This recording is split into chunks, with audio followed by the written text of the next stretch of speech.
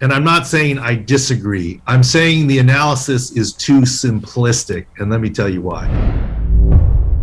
Rash of injuries across the NBA.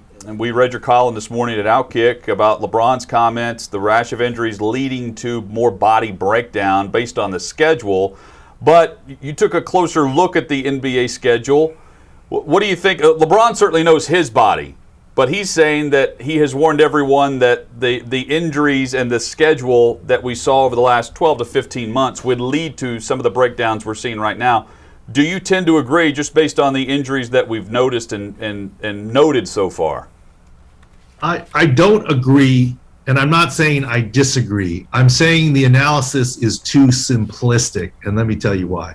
Yeah, I get, it's pro football doc and stuff, but I have done basketball. I've worked with the Bulls. I've worked with the Timberwolves some, not as extensively in football. But even in football, you have to judge the individual injuries and the individual circumstances before you can blame schedule fatigue or something. For example, is Kyrie Irving's ankle sprain, significant one, due to fatigue? He landed on Giannis's ankle. Is that fatigue? Certainly Chris Paul's COVID exposure, whatever it is not fatigue. But let's examine fatigue. I'll give you, it's possible that Kawhi Leonard's ACL is related to fatigue. Was he more tired with his muscles? But he was running full speed, got bumped, and that is a mechanism to tear ACLs even when you're healthy and not fatigued. But that's possible, but it needs more analysis to figure it out, is all I'm saying. I don't doubt that LeBron knows his own body. And if by short rest being a big deal, LeBron should be often injured, because LeBron has played more NBA games across the last decade than anybody.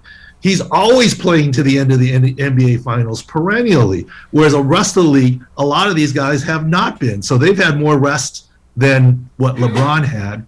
And if you really look back at the thing, the NBA cut back about 25 games across the last two seasons. And if you really analyze the lead up to this season, 2020, there was more rest in 2020 for the NBA players than any other calendar year combined. There was a 4+ month hiatus because of COVID. And then, yes, the shorter turnaround before returning to play. But overall, more rest. And in mid-April, Tim Reynolds, the AP, put out a story where the NBA analyzed it and said the injuries were lower slightly than the last 5 years. I'm not saying it's safer, but I get it. A lot of stars have gotten injured. And look, in the NFL, I remember in week 2 seasons ago, Big Ben went out and so did Drew Brees. And everyone said, that's a horrible injury week in the NFL. Brees for his thumb and Big Ben for his elbow. In reality, the rest of the league was okay. So I get all the stars in the NBA are getting high attention injuries, but overall, even in the playoffs, the other starters that are not the marquee guys aren't, and they play similar minutes. So I'm just saying you can't paint it with the broad brush stroke that LeBron seems to be. Thanks for watching. Be sure to subscribe and hit the bell so you're notified every time Outkick 360 goes live. We are live weekdays, 11 a.m. Central, noon Eastern, right here across the Outkick network. And while you're at it, like this video and let us know what you think in the comments below.